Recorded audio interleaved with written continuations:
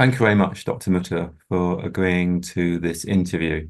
Um, you published recently three books in a series, which we can see on the slides. Could you explain to me, please, what the rationale is for three books, really? I'm now reaching the end of a 40-year-long career in cognitive neuropsychology. And what I wanted to do with these three books was to share with as wide a number of people as possible what I've learned over the years in terms of typical literacy development and abnormal literacy development. So I started off with my first book, which is Understanding and Supporting Children with Literacy Difficulties, an evidence-based guide for practitioners, which was published in 2021.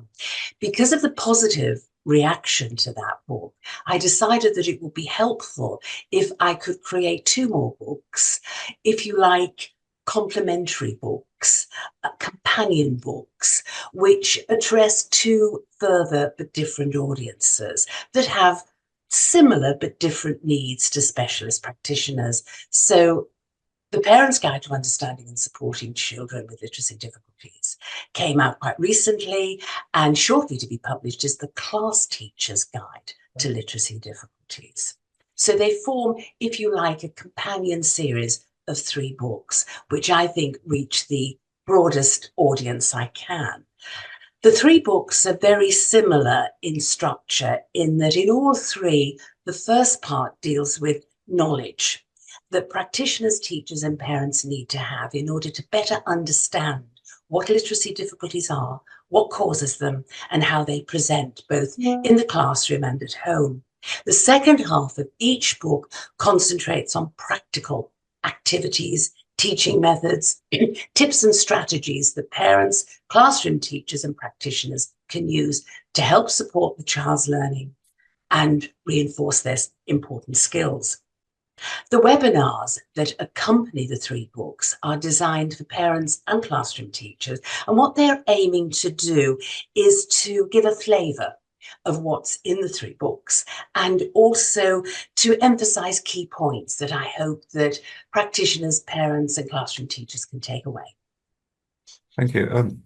And also, I think what you've done is, from the feedback from the first series of webinars you did linked to your book, was create a sort of multi-sensory way of actually accessing books. I think nowadays there seems to be a conflict between watching something and reading something, but I think what you've been able to do with the webinars and the books is link them together. So I think by watching the Absolutely, I very much webinar, agree. And I hope that it does achieve that. yeah, because I think, and that was some of the feedback we had. So hopefully people, and also if people attend these webinars, they can also get a reduction for buying the book. Mm. And we've had feedback that people have found it quite useful to a 20% reduction, and people have found it quite useful to listen to you talk and explain it, and then read the book, and then go Mm. back to the webinar. They found that quite multisensory in the understanding Mm. and thinking about some of the issues they're dealing with. So uh, I think it's nice that it sort of complements one another rather than this sort of debate we're having at the moment, one or either. You know what I mean? We have this sort of conflict now about what's the most effective way to absorb information, and I think this way combines both really effectively. Mm. The written, the visual, the auditory, as you Yeah, say, very multisensory based. yeah, definitely. Can we go into a bit more of the books themselves? So the first Mm. one you did was Understanding and Supporting Children with Literacy Difficulties, an evidence-based guide for practitioners. What was the primary aim of the book and the webinar, sorry? This practitioner book was very much designed for use by those specialising in the field of assessing and teaching children with literacy difficulties. So it's geared towards giving information and advice to psychologists, speech and language therapists, SENCOs, and specialist teachers in the domain of literacy. What I was trying to do very much with this book was to make it strongly evidence-based by drawing on the extensive research that has taken place in the fields of typical and atypical literacy development over the last 30 years. And I wanted to make teachers and other professionals aware of this research and enable them to be more cognizant about it, because it's very important to base all that we do in terms of best practice in assessment, diagnosis, intervention, and management on solid research. And I hope that that's what this book would do. So there is a strong research emphasis in it. But what I've tried to do is to make the links between the knowledge that we've obtained from research to how that knowledge, how that research-based knowledge can be used by professionals to inform their assessment practices, their and their interventions in terms of teaching methodology, management, and so on.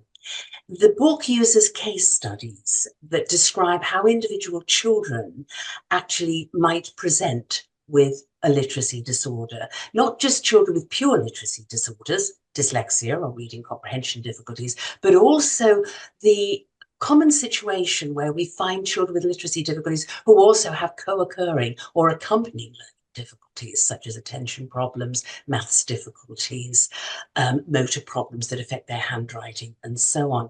The case studies are not only descriptive, but they're also meant to be an illustration of how we can use the assessment techniques, the diagnostic techniques, and the intervention planning and management related to individual children.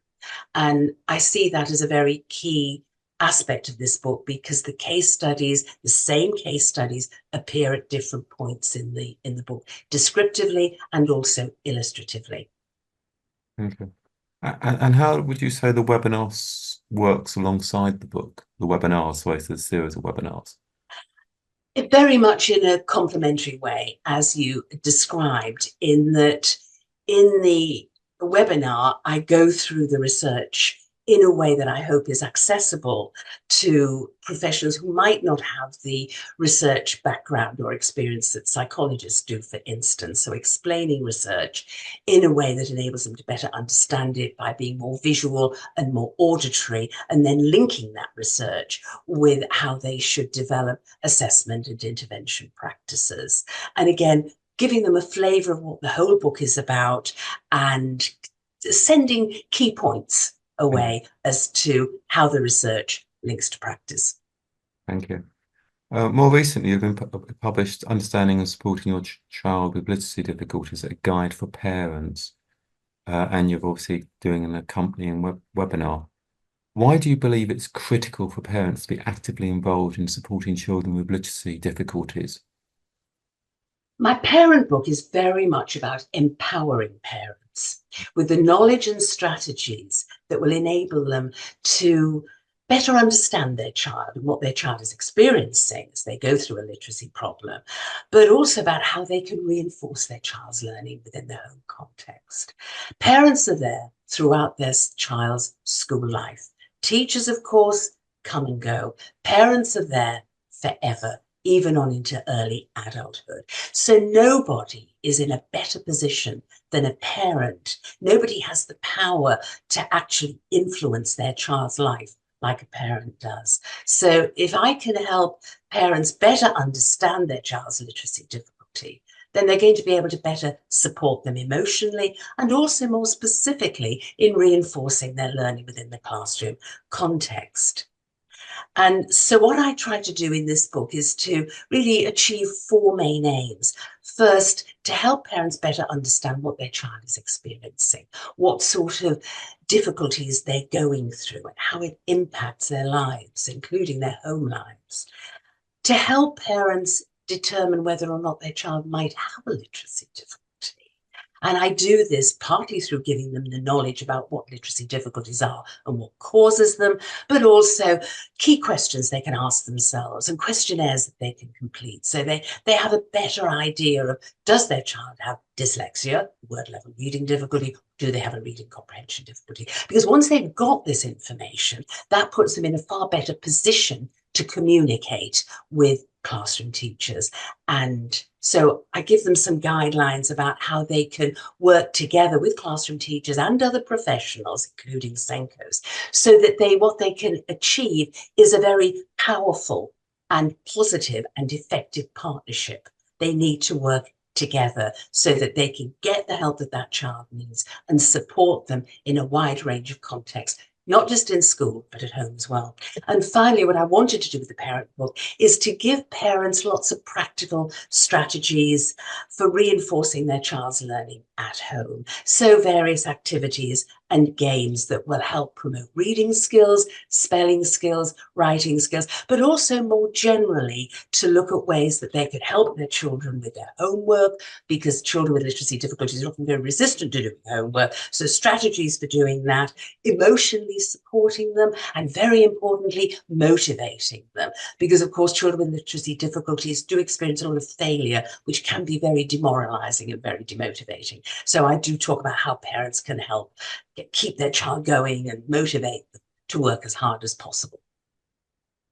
I did like also the point you made about just doing some quite sort of simple things like sort of reading at home, like well, not a simple point, but I like the fact one of the things I've realized sometimes years ago working with youngsters trying to teach them was you sometimes run out of time in a school setting. So where you plan to get to do a bit more reading of a book that you've taught patterns to or sound patterns to and spellings to, and you want to reinforce it with reading, if parents can also be involved in that and help do some of the reading at home, which I know you advocate. Absolutely. And I think that's one of the key points I get across in the book and the webinar. The single most important thing a parent can do is pick up a book and read to and with their child.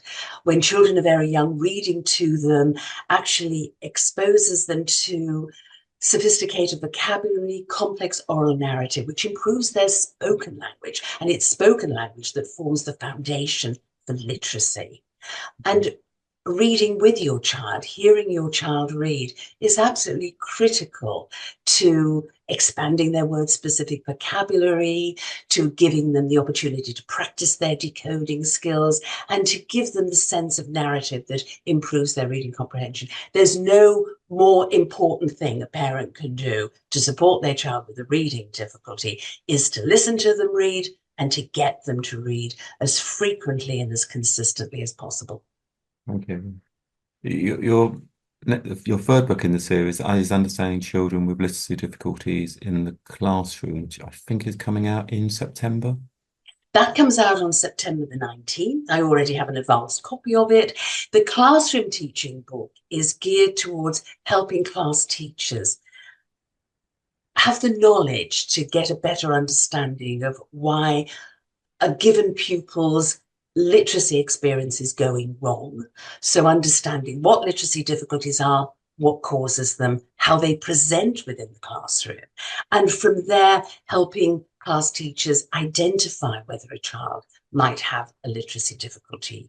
Again, by giving them the knowledge, but also asking themselves key questions, doing questionnaires and so on, to flag up whether there may be a real concern in literacy. And from there, to use that information to communicate with parents and with other professionals, including SENCOs, specialist literacy tutors and psychologists and so on, so that they, again, can develop this positive working partnership, which provides the child with the best support at home and, of course, within the classroom context. And I wanted to give classroom teachers lots of ideas as well about what they could do as a classroom teacher to support the child in the classroom and to make the necessary accommodations in the classroom so that the child has an even playing field.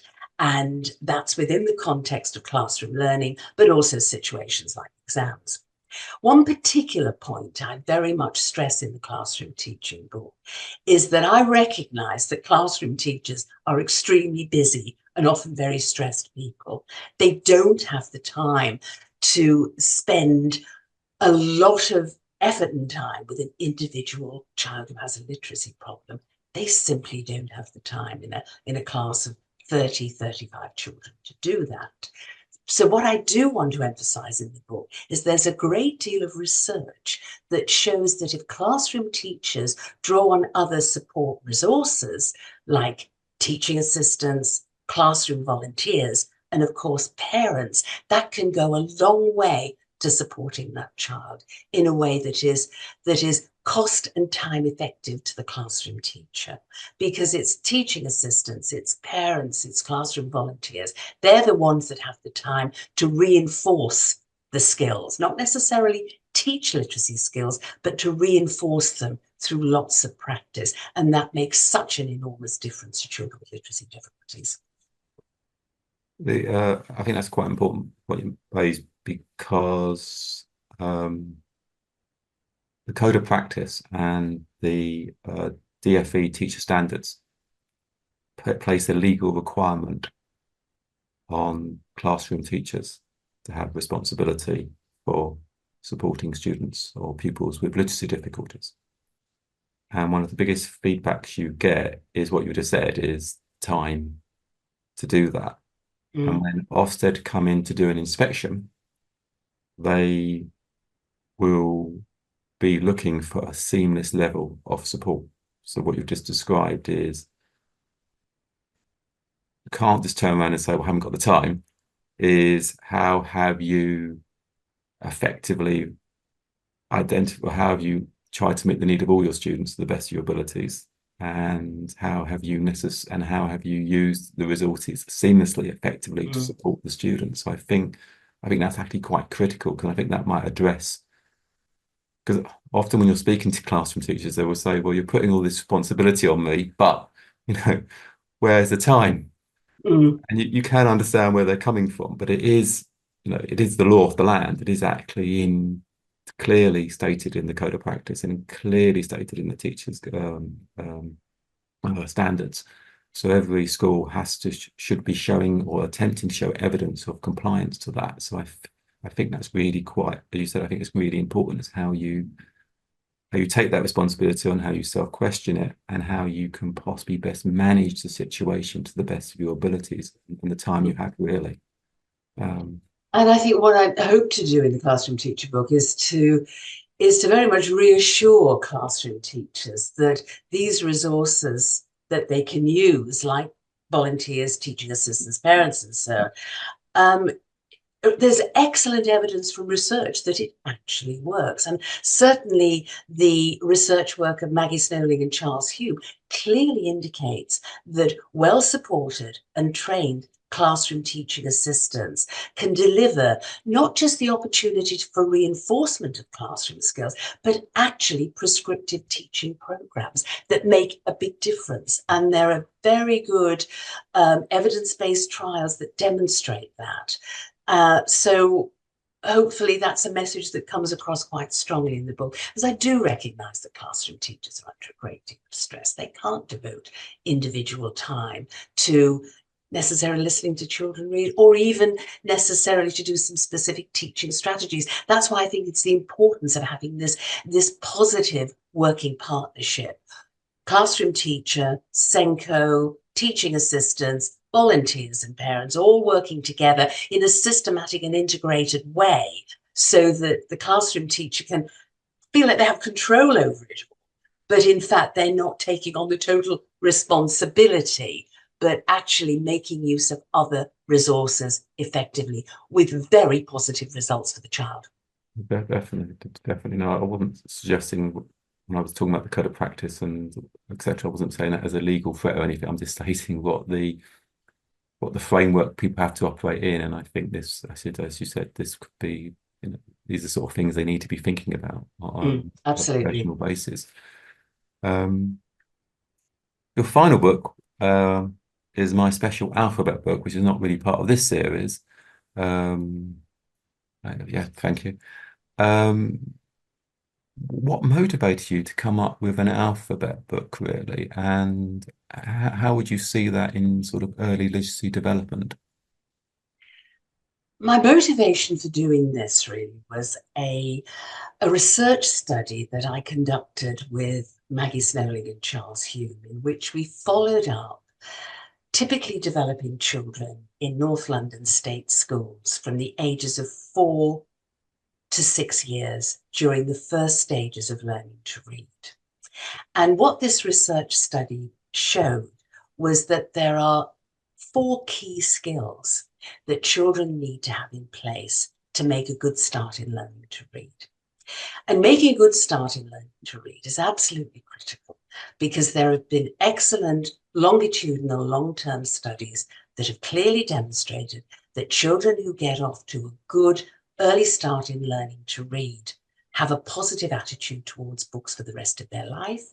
And even as teenagers and adults, they tend to read more than children who get off to a very slow start. So getting off to a good start will affect a lot of the rest of your life in terms of how much you read, your attitude towards reading, and ultimately even your success in exams and your career and so on. Getting off to a bad start has the reverse effect, of course. So I thought, well, how can I use this knowledge that we derive from this research study to get the message across to early years practitioners, parents as well, as to what skills they should help their young children get in place. Now, the 4 key skills that were evident from this longitudinal study of 4 to 6-year-olds were, first, alphabet knowledge. Specifically, the learning of the alphabet and the letter sounds that go with the letters of the alphabet. And this was the single most important and powerful predictor of ease of learning to read and reading outcome of the 4 skills. This was the single most important one. That made me realize that alphabet learning is incredibly important. The second skill, which came in second place after learning the alphabet, was having good phonological awareness. Children's awareness of the sound structure of spoken words, their ability to be able to identify and process sounds in spoken words. Having good phonological awareness will promote good reading development. Having poor phonological awareness is going to slow down your reading development.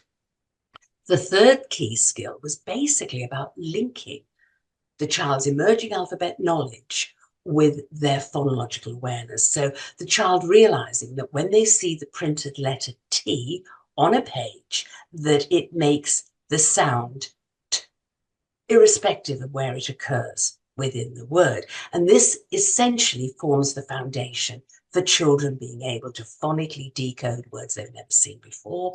And that in turn enables them to become independent readers.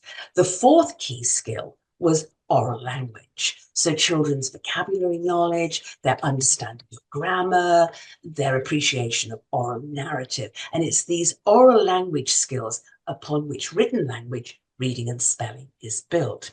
So what I wanted to do was to draw on this research of these 4 key skills: alphabet knowledge, phonological awareness, oral language, and the linkage of sounds and letters, to develop, if you like, a practical workbook for parents and early years practitioners, which would emphasize these 4 core foundation skills.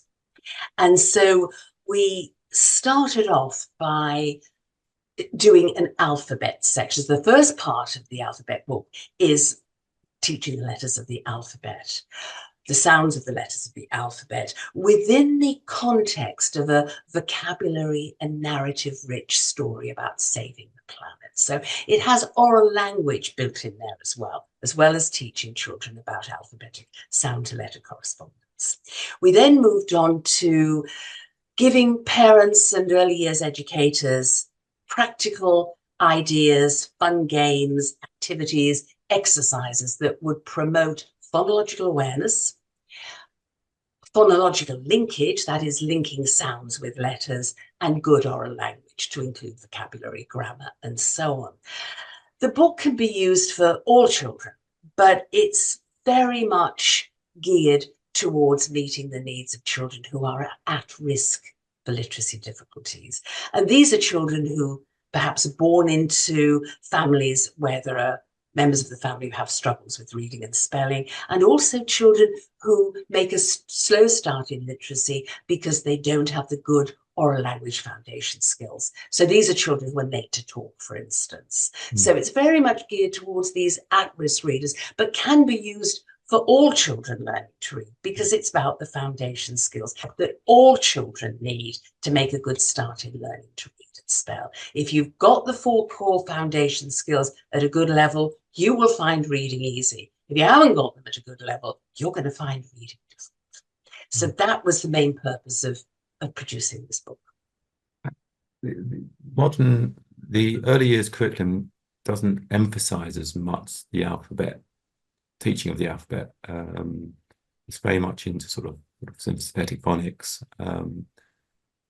So how would you suggest possibly an early years educator, parents, etc., thinking about how they could incorporate this into their actual work? Phonics is absolutely critical, and synthetic phonics is great, but it does tend to assume that children have some of the core skills first. It assumes that they've got good oral language skills.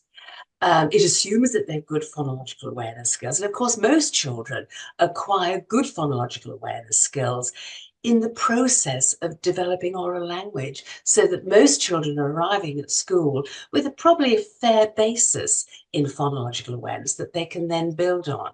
Children who are dyslexic don't. They very often don't have the oral language skills they need. And in particular, they don't have the phonological awareness skills that they need. But there's very good evidence that oral language skills can be taught, and there's particularly strong evidence that phonological skills can be taught through phonological awareness training exercises. And these phonological awareness training exercises are most effective if they're linked with alphabetic training. In other words, you don't do phonological awareness training in isolation. You do it alongside alphabet learning, and then you do the linkage exercises which help children crack the alphabetic code, make the connection between sounds and letters. And if you do that, you do phonological awareness training alongside learning the alphabet and bringing in some linkage exercises, you then have a very sound basis for making synthetic phonics easy and effective. But it's alphabet training, oral language, and linkage that form the foundation upon which a phonics program should be built. Definitely. Well, thank you. Thank you very much indeed for your time, and thank you very much for this interview. Right. Thank you. And I look forward to people tuning into the webinars, and I hope they find them helpful. So I've got to say that this my special alphabet book is actually a free webinar on the Patos website. So obviously, if you want to follow up and watch the free webinar, you're welcome to do so. And I think I'm correct in saying that there's still the 20% reduction for the book if you watch the webinar. Thank you.